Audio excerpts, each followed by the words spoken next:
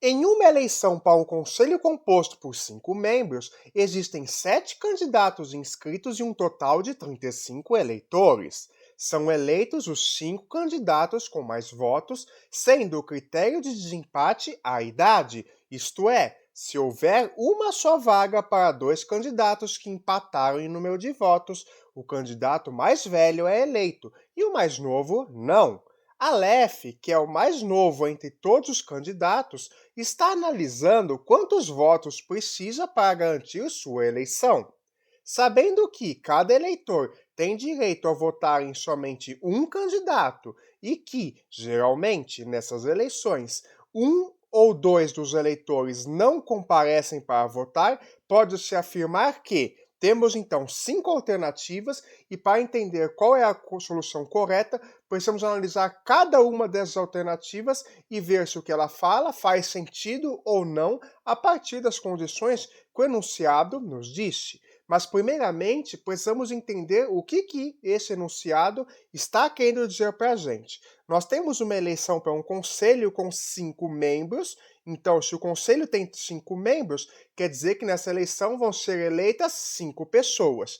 E no total, há 7 candidatos inscritos. Vamos supor que os candidatos inscritos sejam A, B, C, D, E, F e G. Então, nós temos aqui os nossos 7 candidatos. Nós sabemos já que desses 7, 5 vão ser eleitos. E, além disso, nós sabemos também que o total de eleitores que estarão aptos a votar é 35. Se são 35 eleitores e nós temos 7 candidatos aqui, como 35 é 5 vezes 7, a gente sabe que é possível que todos recebam exatamente 5 votos. Então, o que a gente sabe agora é que o Aleph é o mais novo entre todos os candidatos. Como a idade é um critério de desempate para essa eleição, se ele é o mais novo, esse candidato Aleph perde para qualquer outro candidato nos critérios de desempate. Então, já que a gente já sabe disso, para ele ficar na frente de um candidato, ele não pode empatar em número de votos com esse candidato. Por exemplo, se o Aleph receber exatamente 5 votos, todos os outros que estão atrás dele têm que receber 4 ou menos votos, porque se qualquer um deles receber 5 votos também, ele vai ultrapassar o Aleph porque vai ser mais velho que o Aleph. Então, agora que nós já entendemos os critérios para esta questão, vamos aos itens. Item A. Se um ou dois eleitores não comparecerem, Aleph será eleito se tiver pelo menos 5 votos? Será que essa situação pode acontecer? Bom, se um ou dois eleitores não comparecerem, o total de eleitores é 35. Se um ou dois faltar, teremos ou 34 ou 33 eleitores. Será que ele vai ser eleito se ele tiver pelo menos 5 votos? Isso pode acontecer ou não? Então vamos ver. Como eu tenho aquela situação que todo mundo recebe 5, se houver exatamente 35 votantes, isso aqui seria a situação se todo mundo tivesse participado da eleição. Mas um faltou. Então, se um faltou, ou dois então, se um faltou, então tem 34 votos, um cara aqui não recebeu voto. Então, por exemplo, o candidato G pode, como ele foi o último, ele recebeu só 4 votos. Então, o que acontece? Nessa situação aqui, veja que o Aleph, se ele for ter 5 votos, que ele cairia aqui, ele vai ficar atrás desses 5 primeiros, que tem 5 votos, mas são mais velhos que ele. Então, se o Aleph tiver pelo menos 5 votos, se houver 34 votantes, observe que nessa situação aqui ele não vai ser eleito, porque ele vai ficar atrás desse povo todo aqui. Então, isso quer dizer que essa alternativa A não vai estar correta, porque aqui eu acabei de apresentar uma situação na qual o Aleph vai receber pelo menos 5 votos, mas mesmo assim ele não vai ser eleito. Logo, a alternativa A não está correta. Vamos agora para a alternativa B. Aleph não será eleito com 5 votos, mesmo que um ou dois eleitores não compareçam. Será que é impossível que o Aleph seja eleito com 5 votos? Veja, se 2 eleitores não comparecerem, vamos ter um total de 33 votantes. Então eu posso, por exemplo, pegar esses 2 últimos carinhas aqui, que teriam recebido 5 votos se todo mundo tivesse vindo, e na verdade eles vão receber só 4 votos. Nessa situação aqui, temos 5 candidatos com 5 votos e 2 com 4. Então, se o Aleph for o candidato E aqui, se o Aleph receber exatamente 5 votos nessa disposição aqui, observe que o Aleph será eleito, porque ele vai ficar na frente desses dois aqui, que tem apenas 4 votos. Então, isso quer dizer que o Aleph pode sim ser eleito com 5 votos, como isso aqui está mostrando. Então, se o Aleph pode ser eleito com 5 votos, a alternativa B também está errada. Vamos agora prosseguir para a análise da alternativa C. Caso 2 eleitores não compareçam, Aleph precisará receber 5 votos para se eleger, mas se apenas um eleitor não comparecer, 5 votos não garantem sua eleição. Então, o que acontece? Se 2 eleitores não comparecerem, será que a Aleph vai precisar receber 5 votos para se eleger? Isso pode não acontecer, porque, por exemplo, se o candidato A, o candidato B, o candidato C e o próprio candidato D receberem 8 votos cada, veja aqui que no total já teremos 4 vezes 8, 32 votos distribuídos entre os 4 primeiros. Então, eu posso ter, por exemplo, que o candidato F e o candidato G não vão receber votos, e aí aqui, ó, o Aleph, se tiver 34 pessoas ou 33, o Aleph vai poder receber 2 votos ou 1 voto só. Então, aqui seria a votação do Aleph. Em ambos os casos, o Aleph ele vai ser eleito como 5º colocado. Então, essa situação aqui, na qual os 4 primeiros candidatos recebem 8 votos e o 5º, que seria o Aleph, recebe 2 ou 1, prova que o Aleph pode se eleger com menos de 5 votos. Então, a alternativa C também está incorreta. O Aleph pode ser eleito com apenas 2 ou 1 voto apenas. Vamos, então, para a alternativa D. Na hipótese de 2 eleitores não comparecerem, Aleph precisa que um dos eleitos tenha recebido 6 ou mais votos para que ele consiga se eleger com apenas 4 votos. Então, na hipótese de 2 eleitores não terem comparecidos, estamos na hipótese de que há 33 pessoas votantes. Então, nós precisamos aqui verificar se Aleph precisa que um dos eleitos tenha recebido 6 ou mais votos. Será que isso pode acontecer se ele receber só 4 votos? Se o Aleph receber 4 votos, vamos supor que ele vai ficar aqui na 5ª posição, ele precisa que os 2 últimos que fiquem atrás dele recebam no máximo 3 votos. Então, se o Aleph estiver aqui na 5ª posição, a gente sabe que entre esses daqui, nós vamos ter 6 mais 4, que é no total 10 votos distribuídos entre os 3 últimos.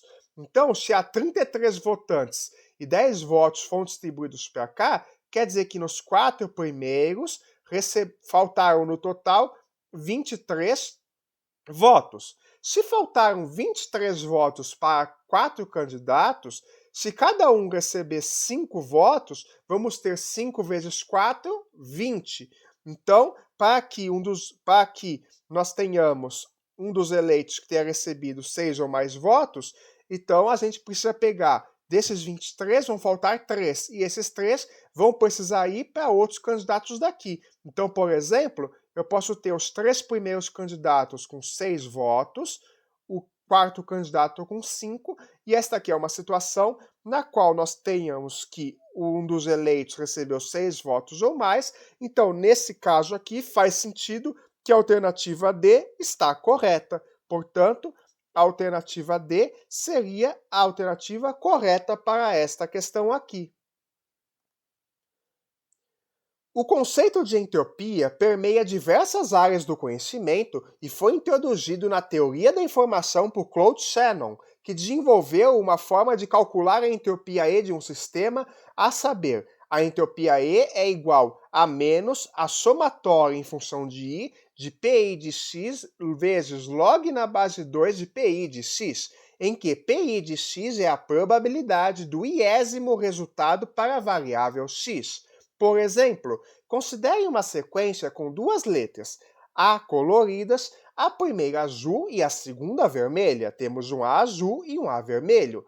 Se essas duas letras forem colocadas numa urna, a probabilidade de se retirar sem observar a letra azul, como na sequência original, é meio. Afinal, temos uma A azul, uma A vermelha, metade para cada uma.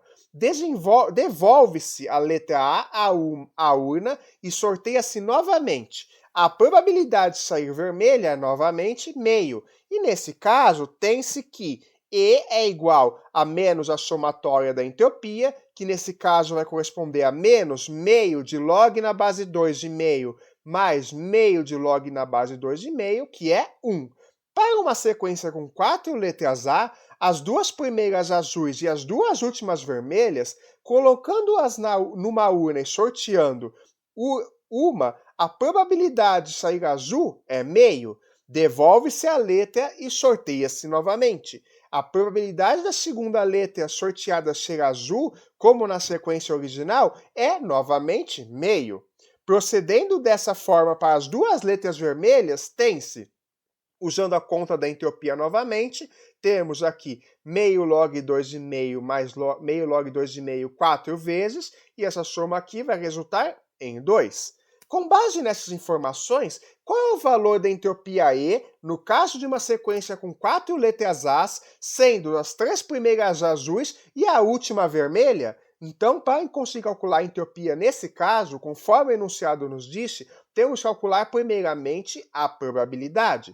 Temos aqui as letras A azuis e as letras A vermelhas, mas um ponto de muita atenção. O enunciado nos deu apenas exemplo em que a quantidade de letras A azuis e letras A vermelhas eram exatamente as mesmas. Então não importa se eu tenho 3 azuis, 3 vermelhas, 5 azuis, 5 vermelhas, a probabilidade vai ser sempre meio, o que não ocorre nesse caso aqui. Então a pessoa mais desatenta pode achar que a probabilidade é meio, mas aqui, como nós temos um total de 3 letras A azuis, a probabilidade de retirar uma letra A azul vai ser quanto? Temos no total 4 letras, e dessas 4 letras, 3 são azuis. Então a probabilidade é 3 quartos de retirar uma letra azul. E uma letra vermelha? Se nós temos apenas um A vermelho entre 4 As vermelhos, a probabilidade de retirar um A vermelho é 1/4. Agora que nós já sabemos as probabilidades envolvidas,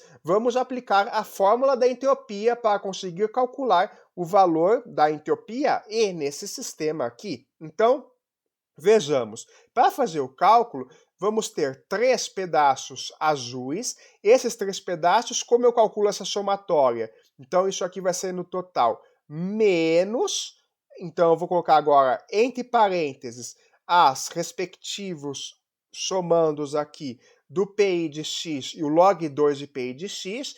O PI de x para cada letra azul é 3 quartos. Então, isso aqui vai ficar 3 quartos vezes log na base 2 também do 3 quartos, porque isso aqui é o meu PI.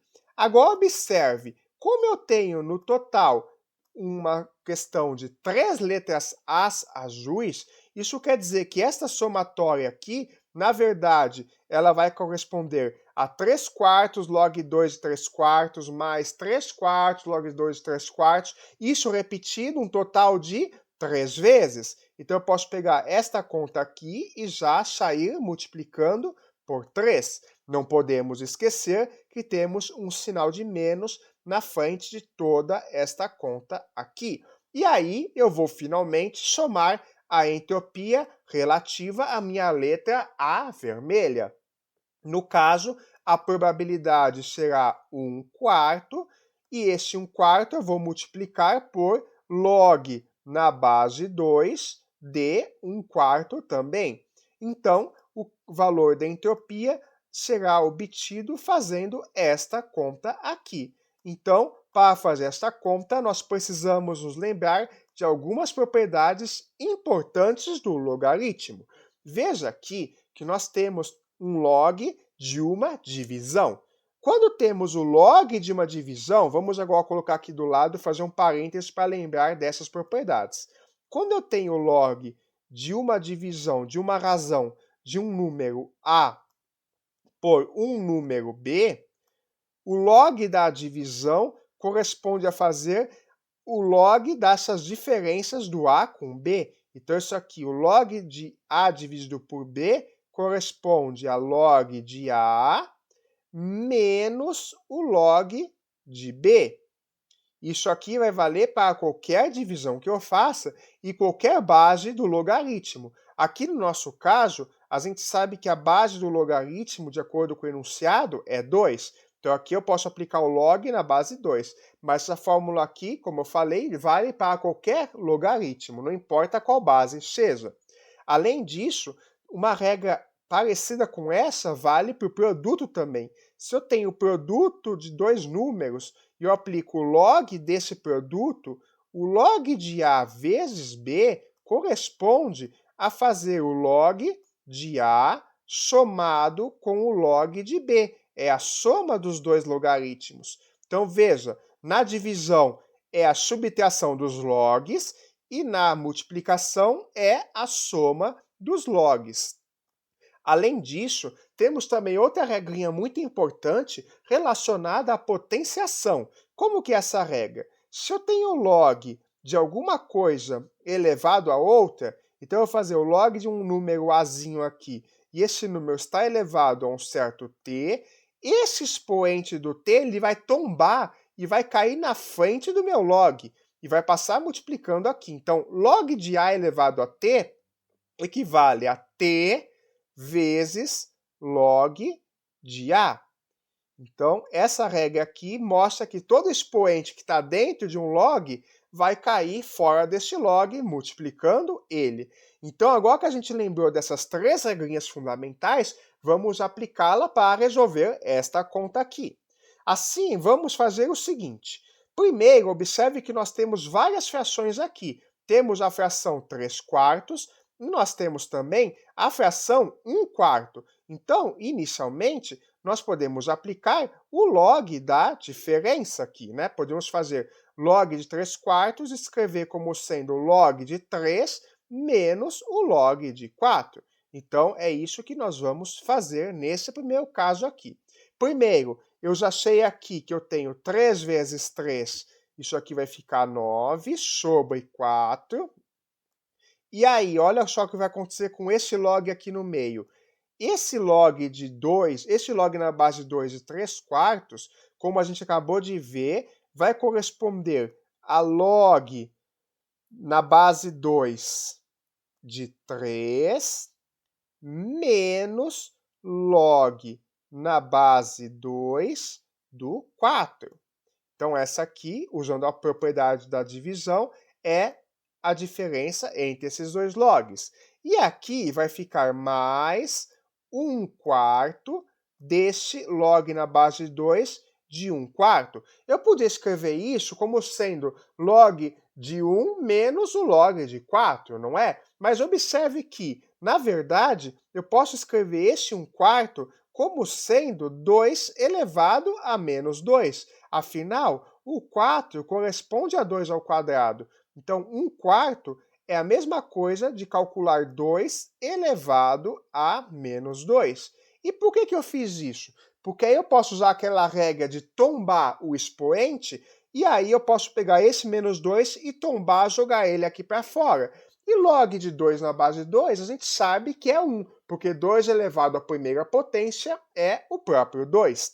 Vamos agora continuar esta conta aqui. Então, se a gente pegar essa continha aqui e continuar ela, o desenvolvimento dela vai ser o seguinte. Então, aqui a gente já sabe o menos 9/4 de log na base 2 de 3, vai permanecer, porque eu não sei calcular esse log na base 2 de 3, que vai dar um número irracional bem doido aqui. E aí, quanto que é log de 4 na base 2? 2 elevado a que número dá 4? 2 ao quadrado é 4. Então, log de 4 na base 2 é 2. 2 vezes 9 aqui vai ficar 18 quartos. E aí, o que vai acontecer? Como aqui tem um menos, quando eu junto com esse menos com menos fica mais aqui. E esse menos aqui continua menos. E aí, agora, esse outro aqui, que estava aqui, lembrando que esse menos está pegando tudo isso aqui, mais com menos vai ficar menos. Aí, como eu falei, esse menos 2 vai passar multiplicando aqui, então isso aqui vai ficar 1 quarto vezes menos 2 vezes log de 2 na base de 2, que é 1. Então, vamos tirar com esta conta aqui. E por que eu repeti esse menos 2 aqui? Porque a gente precisa ficar muito atento com a regra de sinais. Aqui temos menos com menos. E menos vezes menos vai dar mais. Então, isso aqui vai ficar 2 sobre 4 é meio, só que menos com menos é mais. Então, isso aqui é mais meio. Vamos reescrever isso. Então, vamos ficar com menos 9 quartos de log de 3 na base 2, mais o seguinte, 18 quartos, mais meio. E 18 quartos mais meio, já que eu estou fazendo a conta aqui, eu posso manter aqui o denominador como sendo 4, isso aqui vai ficar 2 quartos. Então, de 18 sobre 4 mais 2 sobre 4, se eu somar a fração aqui, eu somo os numeradores, vai dar 20 sobre 4, só que 20 sobre 4 é 5. Logo, esta contaiada toda aqui corresponde a 5, que é a soma dessas duas frações, e eu repito esse resto aqui, 5 menos 9 quartos do logaritmo de 3 na base 2. E esse valor aqui corresponde exatamente à entropia pedida para aquela sequência de letras As. Esse valor está corretamente indicado na alternativa A, o que finaliza esta questão aqui. Para uma atividade de campo voltada à valorização do patrimônio histórico e cultural, professores de geografia levaram seus estudantes a um parque temático de vários monumentos geográficos. Eles visitaram a réplica de uma pirâmide regular de base quadrada, com um vértice a 18 metros de altura em relação ao centro da base. As faces da pirâmide estão voltadas para as direções norte, sul, leste e oeste. Para acessar o vértice da pirâmide, os estudantes precisaram percorrer uma trilha de pedestre e subir a rampa localizada na face norte. A trilha compreende os lados oeste, sul, leste e metade do lado norte do quadrado. Essa rampa está localizada exatamente no meio da face, ou seja, é o apótema da pirâmide. Sabendo-se que o volume da pirâmide é de 864 metros cúbicos, quantos metros aproximadamente os estudantes tiveram que percorrer para chegar até o topo da pirâmide? Vamos aqui utilizar esse desenho de uma pirâmide para a gente conseguir entender exatamente qual é essa atividade de campo e qual foi a caminhada que os estudantes fizeram. A gente tem aqui a nossa pirâmide e vamos colocar aqui uma direção para ser a direção norte. Eu vou escolher esse aqui para ser o norte. Então veja que a rampa para entrar nessa pirâmide está localizada na face norte, que eu elegi como esta face aqui. Então, para você subir a pirâmide aqui da base até o ponto aqui do topo, o caminho que eles vão ter de fazer seria este aqui, em vermelho. Então, daqui para cá é um dos pedaços que os estudantes vão ter de percorrer para subir a pirâmide. Só que, antes de subir a pirâmide, eles precisam percorrer uma trilha de pedestres. Como que essa trilha de pedestres ocorre?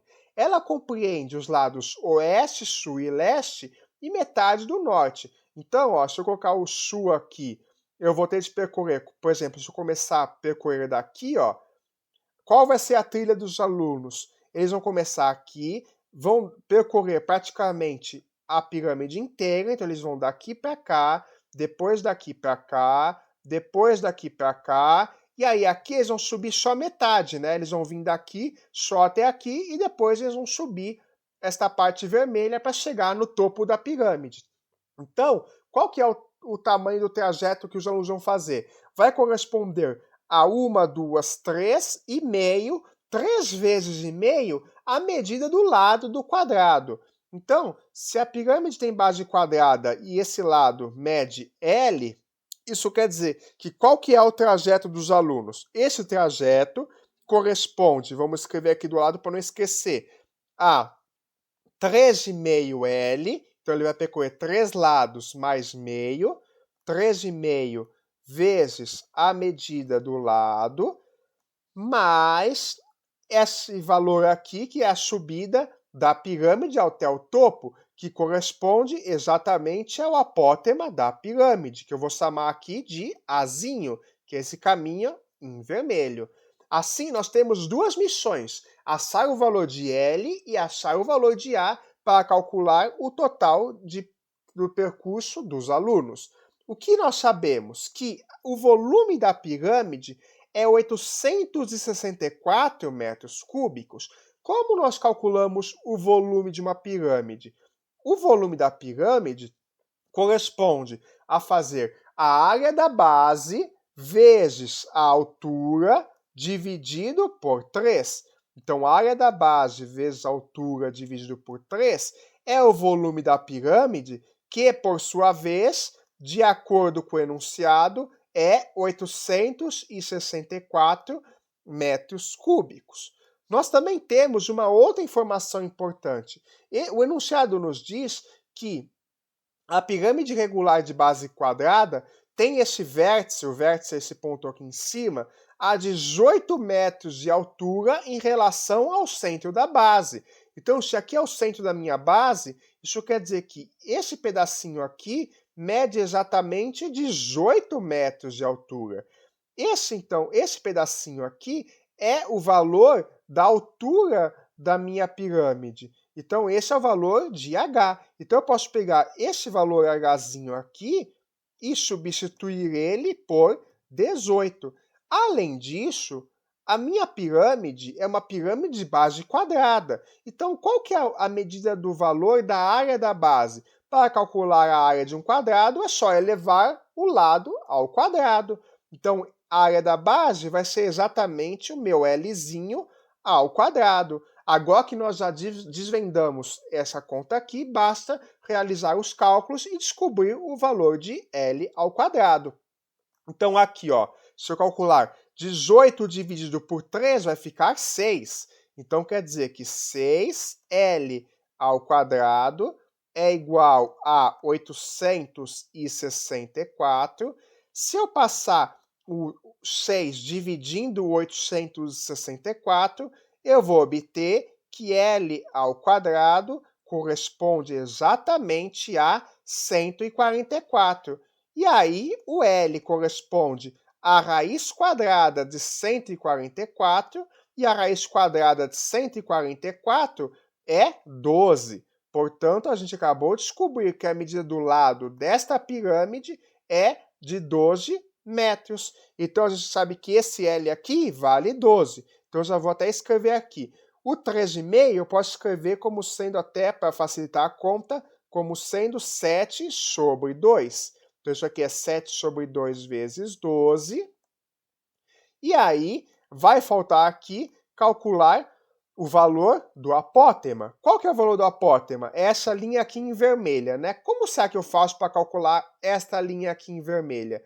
Veja aqui que eu sei que a altura é 18, e se eu fechar aqui, ó, fazer essa outra linha aqui, eu vou obter isso aqui sendo exatamente um triângulo retângulo, porque aqui, ó, eu vou ter um ângulo reto que mede exatamente 90 graus. Vamos reescrever aqui para descobrir que triângulo que é esse? Olha só, se eu pegar aqui e fazer a conta, observe que vou reproduzir esse triângulo, temos a nossa altura aqui, que é 18, temos aqui o nosso apótema, que a gente quer calcular, e temos essa outra medida aqui, que a gente não sabe qual é. Mas veja que essa medida aqui em preto, na verdade, ela vai ser metade do valor da medida do lado do quadrado. Ora, a gente descobriu que o L vale 12. Se o L vale 12, quer dizer que esse pedacinho aqui vale metade de 12, que é 6. Nós queremos saber quem que é o A, e nós sabemos que aqui é 18. Ora, temos então um triângulo retângulo, nós sabemos a medida dos catetos e queremos saber o valor de A, que é a hipotenusa. Isso lembra o quê? Isso mesmo, o teorema de Pitágoras. O quadrado da hipotenusa, A ao quadrado, corresponde à soma dos quadrados dos catetos. 18 ao quadrado mais o 6 ao quadrado. 18 ao quadrado é 364. 6 ao quadrado é 36. Então, se eu somar 324 com 36, vou obter no total 360. Então, A ao quadrado é 360. Sabemos que A ao quadrado é 360, e 360 não tem raiz quadrada exata. Porém, 361 tem raiz quadrada exata. Sabemos que a raiz quadrada de 361 é exatamente 19. Portanto, isso quer dizer que o valor do apótema é menor que 19, mas é mais ou menos 19. Então, vamos aproximar, já que o enunciado diz para calcular aproximadamente, vamos aproximar o A como sendo 19, já que 361 é 19 ao quadrado. Qual que é o valor da distância que os estudantes vão percorrer? Se o A é 19, temos que esse valor será 7,5 de 12 mais 19. Por que eu coloquei aqui em fração? Porque eu posso pegar o 12 e dividir por 2. 12 dividido por 2 é 6. 6 vezes 7, 42. E 42 mais 19 vai dar exatamente 61. Portanto, os estudantes tiveram de percorrer aproximadamente 61 metros para chegar até o topo da pirâmide, o que está indicado na alternativa E. Considere a equação trigonométrica seno de π sobre 2 mais seno de x igual a seno de 2x menos cosseno de π, para x um número real com x entre 0 e 2π. Um estudante resolveu esta equação da seguinte maneira. Então, ele fez aqui o desenvolvimento e obteve que x é 0 ou x é igual a π. A resolução apresentada pelo estudante está errada, pois ele... Então, aqui nós temos 5 alternativas que dizem o que o estudante pode ter feito de errado. Vamos analisar cada uma e ver se ele fez este erro no desenvolvimento desta conta aqui. Então, no item A, ele considerou que o cosseno de π vale 1, mas o cosseno de π, de fato, aqui, pela conta, a gente observa que ele fez o seno de π sobre 2. Se eu pensar que o π é 180 graus, π sobre 2 é 90. E o seno de 90 graus a gente sabe que é 1. Então aqui está correto. O π sendo 180 graus, a gente sabe que cosseno de 180 vai ser menos 1. Então menos 1 com esse menos vai ficar mais 1. Então aqui você observa que ele considerou que o cosseno de π é menos 1, e não que o cosseno de π vale 1. Então, a alternativa A está errada. Esta passagem aqui está correta. O cosseno de π vale menos 1, e menos com menos é mais. Por isso que deu mais 1 aqui. Até aqui não tem erro no raciocínio do aluno. Item B. Não considerou as infinitas voltas no ciclo trigonométrico para a resposta? Então, aqui a gente está pensando que nessa resposta aqui, você pode dar várias voltas no ciclo trigonométrico, mas observe aqui que ele observou isso. Então, como a gente tem aqui que no caso o x vale até 2π, ó, o x é menor que 2π, então nós não precisamos considerar essas voltas infinitas. Escreveu 2kπ, né, mais 2kπ do lado. Por quê? Porque está falando aqui que o x é menor que 360 graus, ou seja, se a gente tem nosso ciclo trigonométrico aqui, falar do 2π quer dizer que nós estamos dando só uma volta. Então a alternativa B também não faz sentido nenhum. Estamos no máximo dando uma volta aqui. Na alternativa C, considerou que seno de π sobre 2 vale 1? Se aqui a gente considerar o zero, como eu já tinha dito, aqui quando for 90 graus, que seria o π sobre 2, a gente sabe que o seno de zero começa valendo aqui em zero, e aí ele vai subindo. Então, o seno vai sempre aumentando de 0 até 90 graus, de 0 até π sobre 2. Então, o seno de π sobre 2, de fato, é 1. Então, se ele considerou que o seno de π sobre 2 é 1 e isso está correto, não faz sentido a solução estar errada por causa disso, porque isso não está errado. Então, a alternativa C, apesar de que isso aqui está certo, o seno de π sobre 2 vale 1, mas não é algo que levou a um erro na conta dele. No item D, não utilizou corretamente o seno da soma de dois arcos. Será que ele fez essa conta corretamente? Vejamos. No desenvolvimento da conta, veja que ele escreveu aqui no meio seno de 2x, e aí na próxima passagem, ele escreveu que seno de 2x é 2 vezes seno de x. E isso está errado, porque quando a gente tem o seno de 2x, o 2 não sai para fora desta forma. Nós temos que a soma do seno de 2x 2x seria x mais x. Então, seno de 2x, na verdade, corresponde a 2 vezes seno de x vezes cosseno de x. Portanto, o que a gente acabou de perceber é que a fórmula correta para a soma do seno de 2x é 2 seno de x cosseno de x, e não apenas 2 senos de x. Portanto, esse aqui é o erro do estudante. Assim, a alternativa D apresenta o erro que ele cometeu. Uma startup de tecnologia está desenvolvendo um novo aplicativo e observa que o número de usuários está crescendo em milhares após 3 semanas do lançamento, de acordo com a função m de t igual a 200 vezes 1,1 elevado a t. Com isso, a equipe da startup quer saber qual é o período em semanas em que o número de usuários ultrapassa 300 mil. Então, a gente quer saber qual é o período que o número de usuários vai ultrapassar 300 mil. Em outras palavras, quando que esse m de t vai ser maior que 300 mil? Veja que esse m de t já está sendo dado em milhares. Então, nós queremos que m de t seja maior que 300. Logo, temos que 200 vezes 1,1t é maior que 300. Posso, então, passar esse 200 dividindo. Então, eu vou obter que 1,1 elevado a t corresponde a 300 sobre 200, que é 3 meios. Então, basta que 1,1 elevado a t seja maior que 3 meios.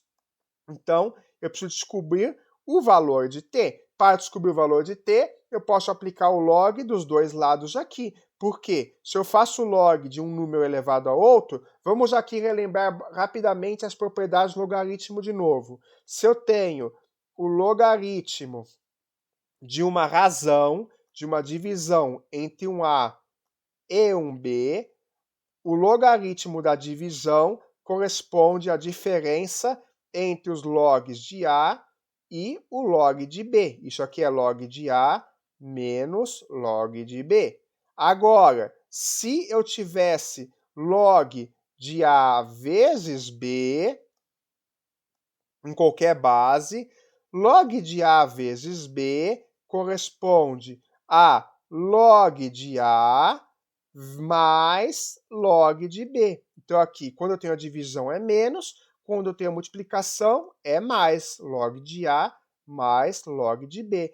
E, além disso, se eu faço log de um certo elemento A elevado a um expoente t, que é justamente o caso que nós temos aqui, nós podemos tombar o expoente. Então, isso aqui vai ser t vezes log do A. Então, eu posso fazer estas três propriedades aqui e utilizá-las para resolver esta equação. Tendo isso em mente, eu vou aplicar o log dos dois lados para poder pegar esse t e jogar ele aqui para baixo. E isso vai facilitar bastante a minha conta. Então, o que eu vou fazer? Aplicando o log dos dois lados, eu vou ter que isso aqui é t vezes log de 1,1 Só que 1.1 eu posso pensar que é 11 sobre 10. E por que eu vou escrever isso? Porque escrevendo como 11 sobre 10, eu posso aplicar esses valores que o enunciado nos deu. O enunciado nos diz que log de 3 é 0,4771, log de 5 é 0,699 e log de 11 é 1,0414.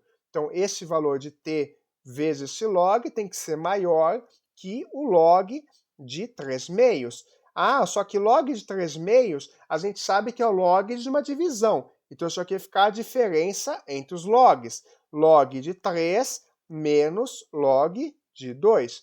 Eu vou aplicar esse log na base 10 para facilitar as contas. Até porque, neste NOT e ADOT, nós temos apenas os logs na base 10. Então, aqui, temos o log de uma divisão. Então, eu posso escrever isso aqui como sendo t vezes log de 11 menos log de 10, só que a gente sabe que log de 10 na base 10 é 1, então isso aqui é log de 11 menos 1, tem que ser maior que log de 3 menos log de 2. Log de 3, o enunciado já nos deu, mas log de 2 o enunciado não nos deu. Então, vamos tentar calcular o logaritmo de 2. Então, o que acontece? Isso aqui é log de 3 menos log de 2. O enunciado nos deu log de 3. E o enunciado nos deu log de 11. Tá aqui log de 11 e log de 3. Nós vamos utilizar esses dois valores aqui. Uma estratégia importante para lembrar em questões da FUVEST, em vestibulares em geral, é que nunca são dadas informações inúteis. Então veja aqui que o log de 5 a gente não usou, né? Mas se está escrito aqui a gente não usou, é porque a gente precisa usar. Então a gente vai usar o log de 5 para calcular o log de 2. E como nós podemos fazer isso? A gente lembra que esse log é sempre na base 10. Então, a gente sabe que 10 é 2 vezes 5. Então, esta é uma maneira de relacionar o log de 2 com o log de 5. Log na base 10 de 10, a gente sabe que é 1. Só que o 10 é 2 vezes 5. Então, eu vou substituir aqui 10 por 2 vezes 5. Agora, eu tenho o log de um produto, e a gente acabou de ver que quando eu calculo o log de um produto, isso equivale a fazer a soma dos logs. Então, eu sei que 1 é log de 2, aqui eu já vou ignorar a base 10, né? Escrever só log de 2, mais log de 5. Então, o que acontece? O enunciado nos disse que o log de 5 vale exatamente 0,699. Se o log de 5 vale 0,699, então eu sei que o log de 2 corresponde a, se eu pegar aqui, eu pego 1 menos 0,699. Logo, o log de 2 equivale a aproximadamente 0,301. Agora que nós recuperamos o log de 2 a partir do log de 5, nós estamos aptos a fazer todas as substituições nesta equação aqui de cima. Então, o que nós vamos fazer será o seguinte: o log de 11 é 1,0414. Então, eu vou escrever o seguinte, que t vezes 1,0414 menos 1 é maior que log de 3, que é 0,4771, menos log de 2, que a gente descobriu agora, que é 0,301. Então, o que a gente acabou de descobrir? Moral da história. O t é maior que o quê? Que esta coisa aqui menos dividido por esta coisa aqui. Então, veja que aqui em cima eu tenho o valor de 0,4771 menos 0,301. Isso aqui vai dar mais ou menos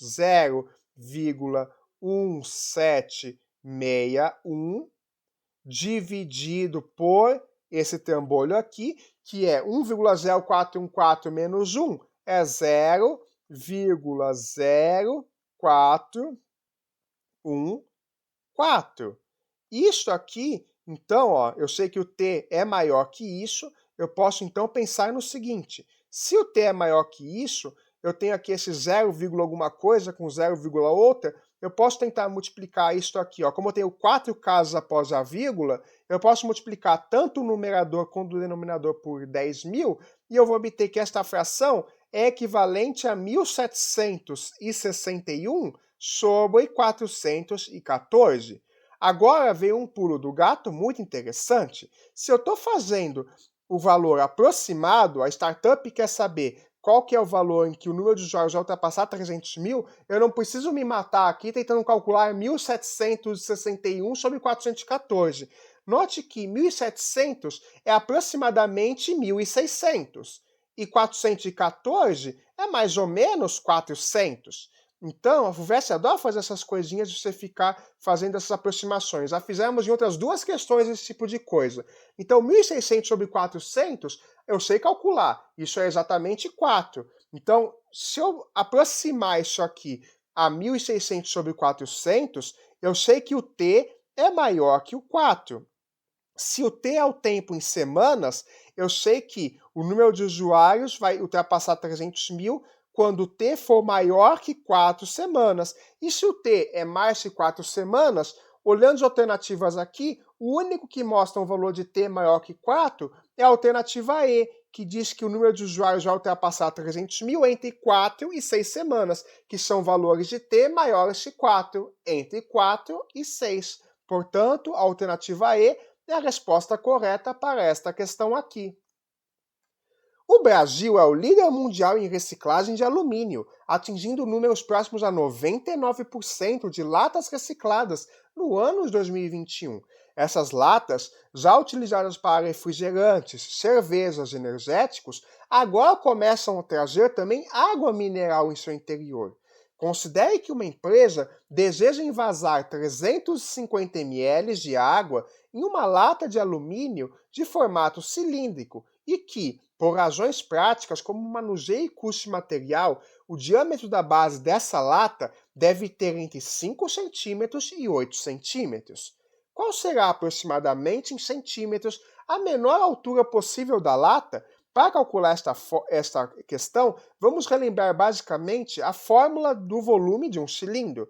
Se nós temos um cilindro aqui, esse cilindro vai possuir uma base que é um círculo, e esse cilindro vai ter uma certa altura h.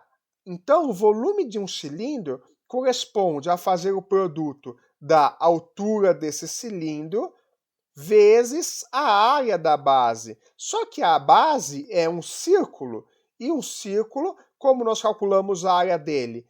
A área do círculo é dada por π vezes o raio ao quadrado. Logo, o volume do cilindro é πr ao quadrado vezes a altura h. O que nós queremos saber é que o volume dessa lata de alumínio é 350 ml. Então aqui nós temos a unidade de medida ml, e aqui a gente fala que o diâmetro da lata tem 5 a 8 centímetros. Então, a primeira coisa importante é tomar cuidado para não se confundir com a unidade de medida. Mas, nesse caso, a gente sabe que 1 mililitro equivale a exatamente 1 centímetro. Então, para nossa sorte, não vamos ter de nos preocupar em fazer conversões de unidade de medida. Apenas vamos fazer as contas com os números brutos aqui.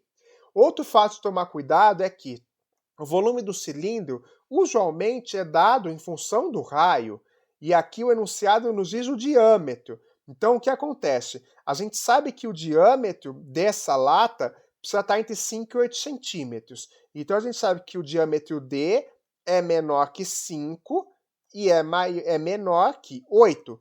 Então, 5 é menor que D, que é menor que 8.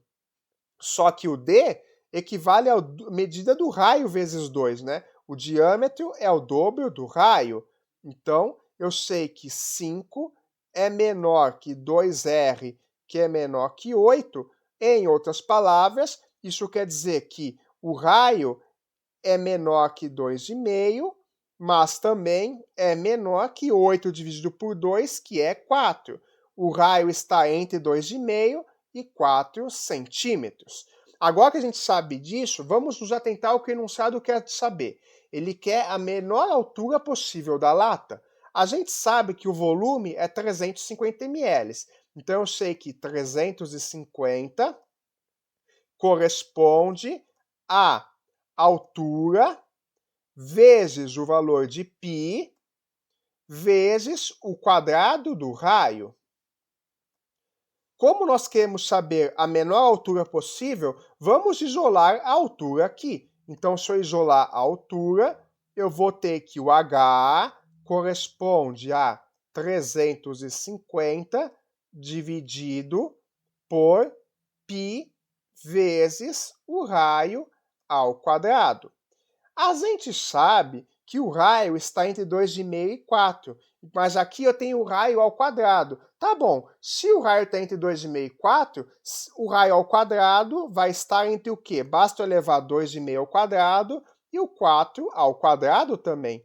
Então, daqui eu sei o seguinte, 2,5 ao quadrado é mais ou menos 6,25. Então, eu sei que o raio ao quadrado é menor que 6,25 e é menor que 4 ao quadrado, que é 16. Como nós queremos saber qual que é a menor altura possível da lata, nós temos que pegar o menor valor possível do raio. O menor valor possível do raio é 6,25. Só que observe o seguinte, nós queremos a menor altura possível. Se eu pegar o menor valor possível para o raio ao quadrado, 6,25, se eu dividir 350 por 6, 350 é mais ou menos 360. 360 por 6 vai dar quanto? Vai dar mais ou menos 60, que é um número que é bem maior do que se eu pegar o r ao quadrado e considerar ele como sendo 16. Então, observe que, como o raio está dividindo aqui, quer dizer que quanto maior for o raio da lata, menor vai ser a altura. São grandezas inversamente proporcionais. Assim, eu preciso considerar, para obter o menor valor possível da altura, o maior valor possível do raio ao quadrado. Qual que é o maior valor possível para o raio ao quadrado? É 16. Então, eu vou substituir o R aqui por 16. E para aproximar as minhas contas aqui, eu vou considerar o π como sendo igual a 3, como todo engenheiro gosta. Então, eu vou pegar aqui um aproximadamente. O h vai ser o quê? O h é aproximadamente 350 dividido por π, eu vou fazer igual a 3. O r ao quadrado, eu preciso pegar novamente o maior raio possível, que é de 16. Então, eu vou ter que o h é aproximadamente, o 350 eu vou aproximar aqui para 360, e aí eu vou obter que 360 sobre 3 vezes 16, que é 48, é aproximadamente o valor da altura mínima possível da lata. E 360 dividido por 48, se eu fizer a conta aqui, eu posso lembrar, por exemplo, dos valores do 360 e do 48, isso vai resultar no total num valor de aproximadamente 7,5. Então, a minha altura h deu aproximadamente 7,5, porque eu aproximei o π como sendo 3 e o r como sendo 16. Mas o r é menor que 16 e o π é 3,1415 alguma coisa. Então, o menor valor possível para a altura da lata é aproximadamente o 7, porque se eu colocar o π um pouquinho maior que 3, esse valor da altura aqui vai diminuir. Então, de 7,5 vai cair para 7 alguns quebrados. Por isso que a resposta é a alternativa B, que é 7. Para realizar o cálculo da diferença de altitude, altura entre os dois pontos A e B, localizados no terreno, um técnico utilizou uma estação total ET, equipamento usado para medir a diferença entre níveis de dois pontos distintos. Ele posicionou o equipamento, que tem 1,6 metros de altura, em um ponto M, equidistante na horizontal dos pontos A e B, a 40 metros de cada um, nos quais estão os prismas de leitura miras, conforme a figura a seguir. Admitindo-se que o ângulo da inclinação descendente α de A é 7 graus e o ângulo de inclinação ascendente α de B é 5 graus e que a leitura no prisma H de B no ponto B foi de 3,6 metros, determine a diferença de altitude, altura em metros entre os pontos A e B. E nós sabemos que a tangente de 5 graus é 0,087 e a tangente de 7 é 0,122. Então, o que acontece nesse caso? Vamos primeiramente tentar entender as informações do enunciado. Então, temos aqui um ET, que não é um alienígena, é uma estação total, seja lá o que for isso, e ela é dada por esses 3 pontos aqui, o ponto A, o M e o B. Como ela fala, o enunciado fala que o ponto M é equidistante no horizontal dos pontos A e B, isso é basicamente uma forma de falar com palavras muito difíceis que M é o meio entre A e B, ou seja, o ponto médio. Então, se o M é o ponto médio e tem 40 metros para cada lado, como o enunciado disse, quer dizer que esse pedacinho aqui mede 40 metros e esse outro pedacinho aqui também mede 40 metros. Simples assim. Então, o que a gente sabe além disso é que nós temos a diferença entre a altitude dos pontos A e dos pontos B. Então, o que acontece? Se eu pegar aqui o meu ponto A e fazer uma linha de referência da altitude, ele está mais ou menos nesta linha aqui, né? Mais ou menos por aqui. E o ponto B está mais ou menos nessa linha aqui. Qual que é a diferença entre a altitude de A e B? Vai ser este valor aqui. Então, a gente quer calcular essa diferença. Aqui é o ponto onde está o A, aqui o ponto está o B, temos que calcular essa diferença de altitude. E aí, o que acontece? Nós temos aqui os dados de um triângulo, que é retângulo aqui, outro triângulo, retângulo aqui também. Nós temos também os dados de tangente. Então, como eu acabei de dizer, se ele está dando a informação das tangentes de alguns ângulos estranhos, é para a gente usar essa informação aqui, é como se fosse uma dica. Então, o que acontece? Se eu tenho 40 metros aqui e eu tenho o alfa, e eu tenho o cálculo da tangente desse alfa, já que o enunciado nos disse que o alfa de A é 5 graus, com a tangente, nós vamos descobrir esse valor aqui. Vamos descobrir essa distância aqui, do A até esse ponto aqui. Então, eu vou chamar essa distância aqui como sendo uma certa distância, por exemplo, G de A. Então, vai ser o cálculo que eu vou obter a partir deste triângulo aqui. E aí, o que acontece? Nesse outro triângulo aqui, eu vou ter esse valor aqui de HB, né? E esse valor de HB ele é dado com o quê? Esse pedacinho aqui, que eu vou chamar de GB, que eu posso obter de forma idêntica ao valor do meu GA. E aí, antes de fazer a conta, vamos ver o que nós queremos. Queremos a diferença entre A e B. A diferença entre A e B é esse pedacinho aqui. O que é esse pedacinho aqui? Esse pedacinho aqui, que eu vou chamar de X, ele é o quê? Ele corresponde ao GA, então o X é o meu GA, subtraído do quê? Desse pedacinho aqui. E o que é esse pedacinho aqui? Se eu fizer mais uma linha comparativa aqui, ó, que vai passar exatamente aqui no meio, eu descubro que esse pedacinho aqui é exatamente esse valor HB, que o enunciado nos deu, que é 3,6 metros, menos o GB. Então, esse pedacinho aqui, ele é o valor de HB menos o valor de GB. E aí, com base nisso, eu consigo descobrir o valor de x, que é a diferença entre as altitudes. E como que eu calculo o GA e o GB, já que o HB é dado que vale 3,6 metros? Vamos utilizar a trigonometria no triângulo retângulo e utilizar a tangente, porque o enunciado disse para usar a tangente e eu não sou louco de contradizer o enunciado. Então, aqui eu tenho o primeiro triângulo, sabemos que aqui em cima mede 40 metros, esse primeiro ângulo aqui, né, que a gente está colocando o alfa de A, o enunciado nos diz que é de exatamente 7 graus. está sendo dado aqui, né, alfa aqui, né, alfa de A é 7 graus, e eu quero calcular o valor de G de A. Então, o que a gente sabe? A tangente de um certo ângulo que mede 7 graus, tangente, então, de 7 graus aqui, corresponde a fazer o quê? A fazer o cateto oposto sobre o cateto adjacente. Cateto oposto, G de A. Cateto adjacente, 40 metros. Então, quem que é G de A? G de A é exatamente tangente de 7 vezes 40.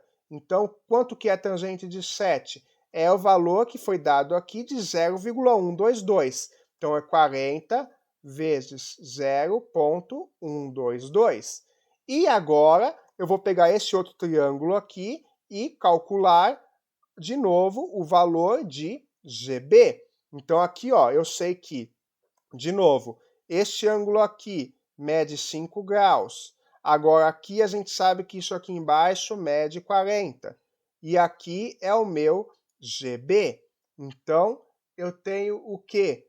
Que a tangente de 5 graus corresponde a GB sobre 40, ou seja, eu calculei aqui que o meu GB é 40 vezes a tangente de 5 graus, que o enunciado nos diz que é 0,087. E aí, então, eu sei que o meu valor de x corresponde ao quê? Ao GA, que é 40 vezes 0,122, menos a diferença entre HB, o HB vale 3,6, menos 40 vezes 0,087, que é o valor do meu GB. E se você fizer esta conta aqui, isto aqui vai dar aproximadamente 4,8. Portanto, a diferença entre a altitude em metros dos pontos A e B é 4,8, que corresponde à alternativa E. Engenheiros estavam mapeando um terreno para a construção de um empreendimento com 4 prédios em formato cilíndrico distribuídos em torno de uma praça com formato quadrado. Para a construção dos prédios, os engenheiros demarcaram os vértices da praça nos pontos A00, B80, C e D em sistema de coordenadas cartesianas, onde cada unidade corresponde a 1 metro. Sabendo-se que a borda da seção circular de cada prédio tangencia a cada lado do quadrado no seu ponto médio, qual deve ser a equação da circunferência do prédio que tem uma distância de 10 metros do seu centro até o centro do quadrado e que passa pelo ponto de tangência P, conforme a figura? Temos aqui o nosso quadrado e temos os 4 círculos em volta de cada um dos lados. Nós queremos saber a equação da circunferência que tangencia o ponto P, ou seja, esta circunferência aqui. Vamos lembrar como que fazemos a conta da equação de uma circunferência? A equação da circunferência é dada por x menos x0 ao quadrado mais y menos y0 ao quadrado.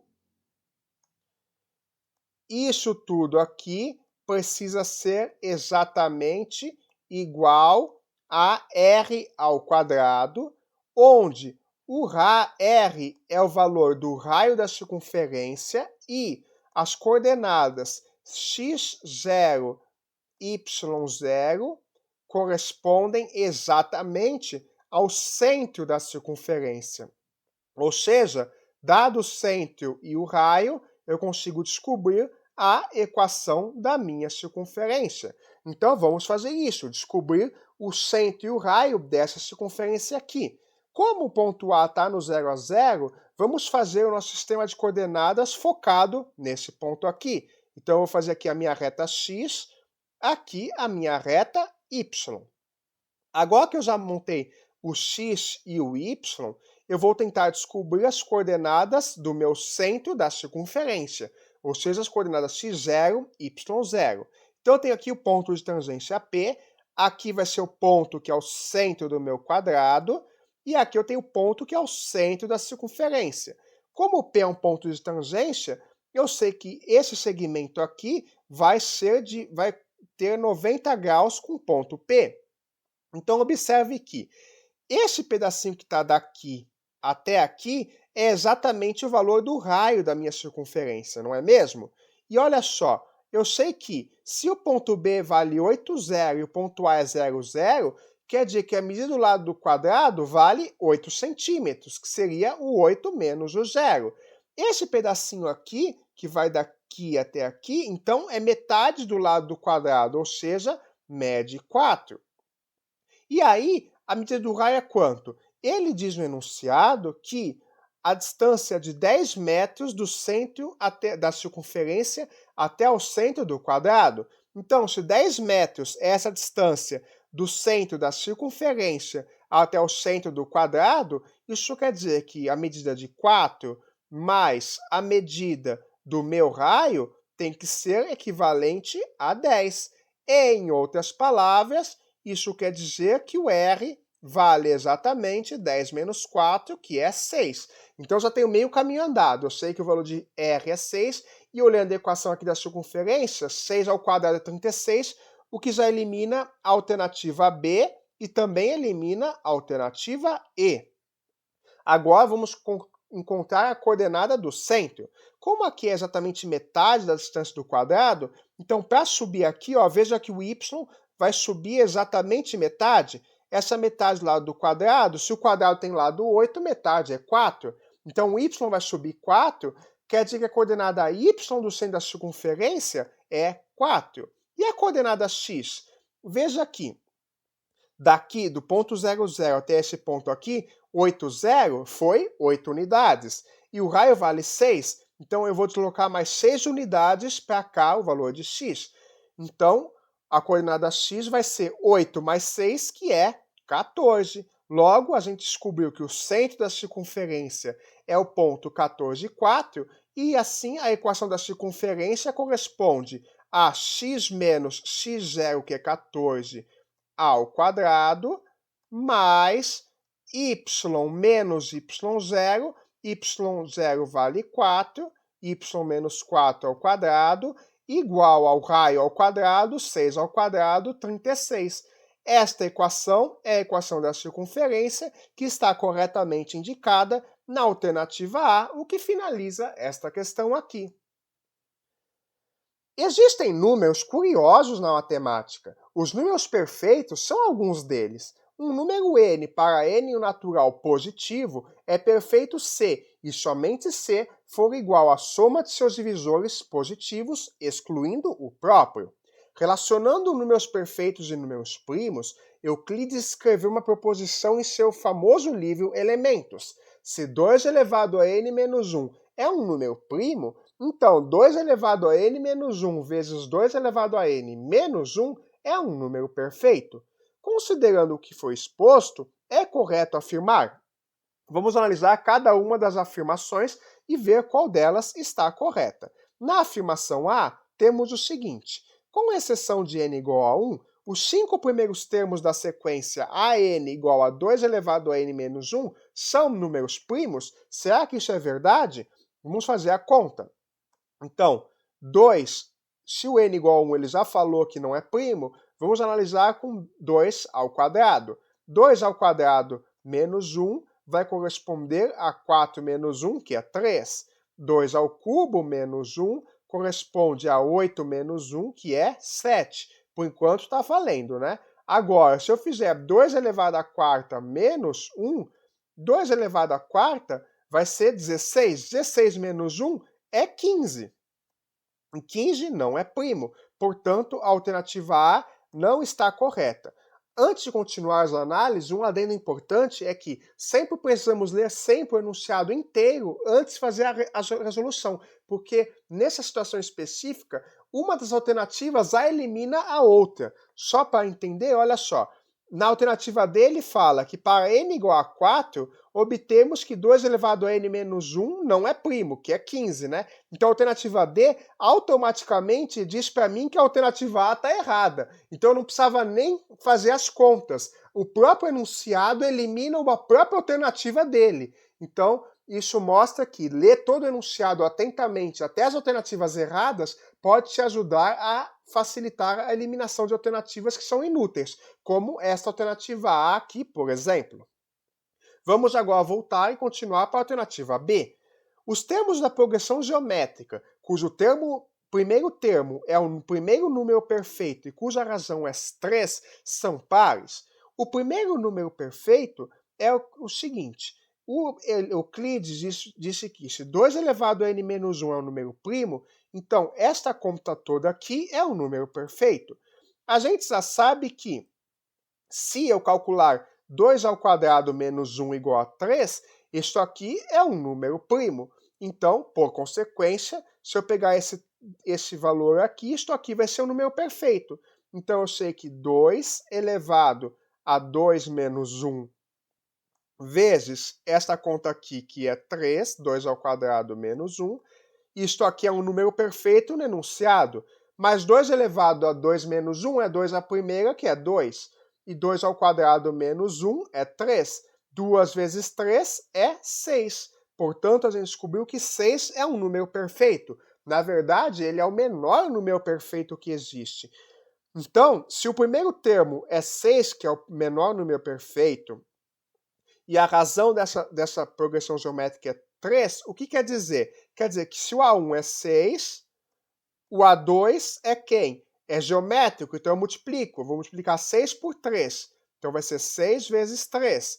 Quem que é o A3? Eu pego o termo anterior e multiplico por 3. Então vai ficar 6 vezes 3 vezes 3, que é 3 ao quadrado.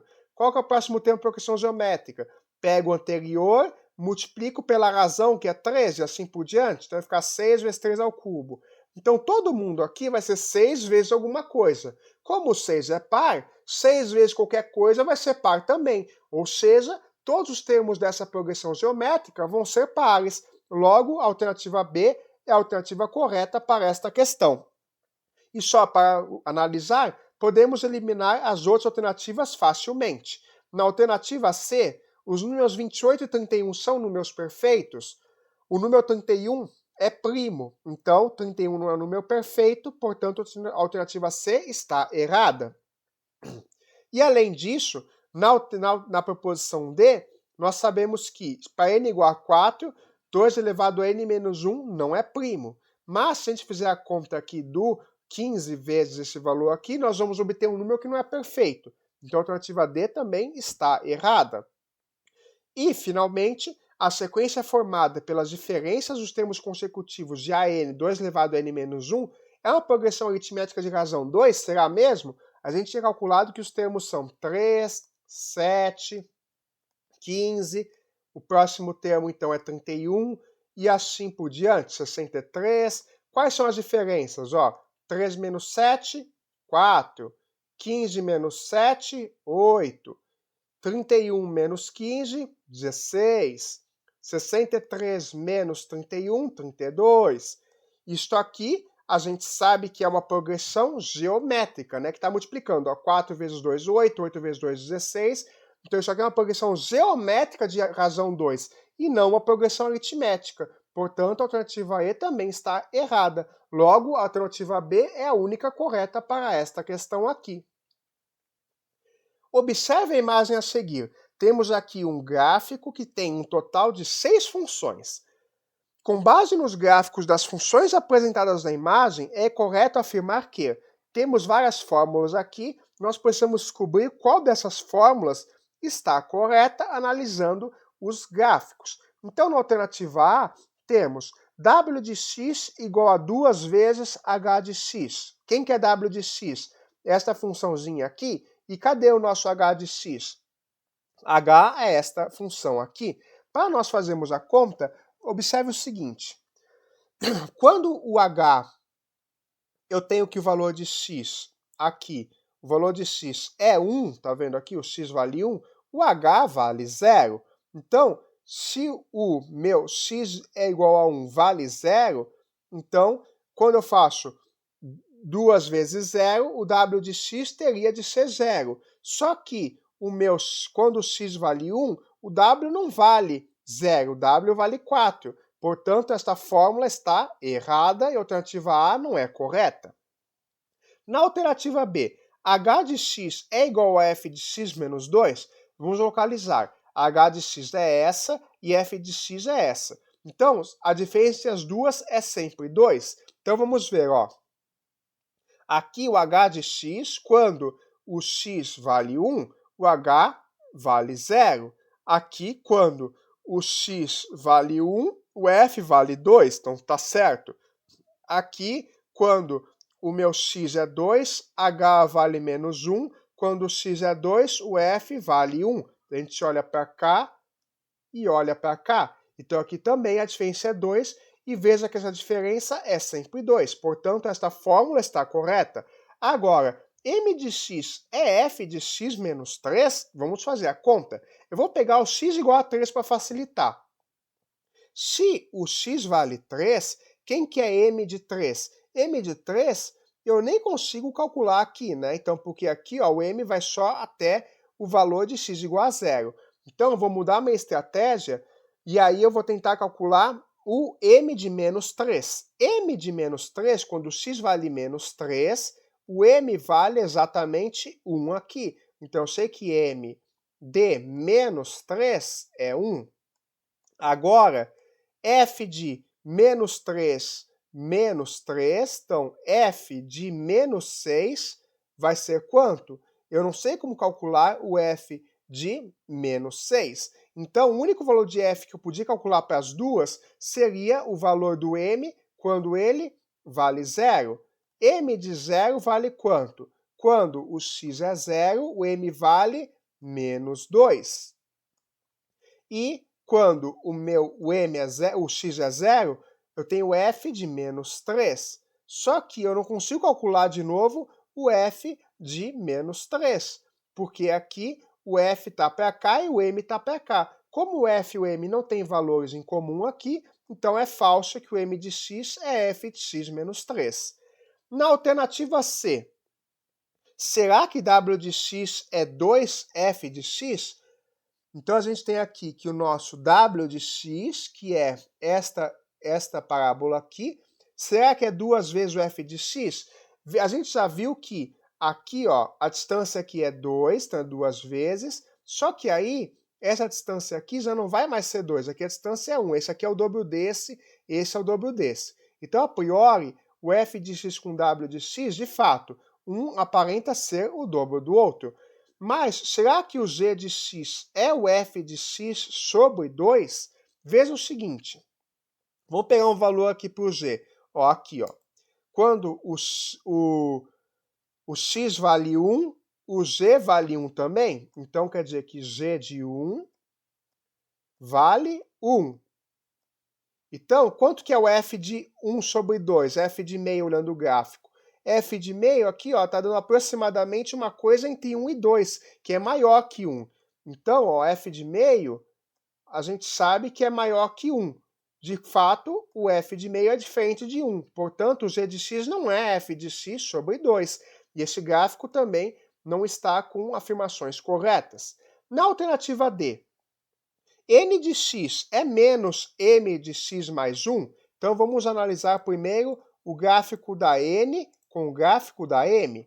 Então, o n e o m, será que um é menos o outro? Bom, a concavidade da parábola do m está voltada para cima e essa para baixo. Então, faz sentido que uma seja menos a outra. Então, esse sinal de menos, a priori, está correto. Vamos ver se aqui dentro também está correto. Para isso, vamos analisar alguns valores que estão aqui. Vou começar com o valor de m aqui, né? Ó, quando o x vale menos 1, quanto que vale o m de menos 1? Vale 1 olhando para cá. Então, eu vou anotar aqui, ó, que m de menos 1 vale 1. Só que o menos 1, para obter x mais 1 como sendo menos 1, o x precisa ser menos 3, não é? Porque menos 3 precisa ser menos 2, na verdade, né? Porque menos 2 mais 1 vai ser menos 1.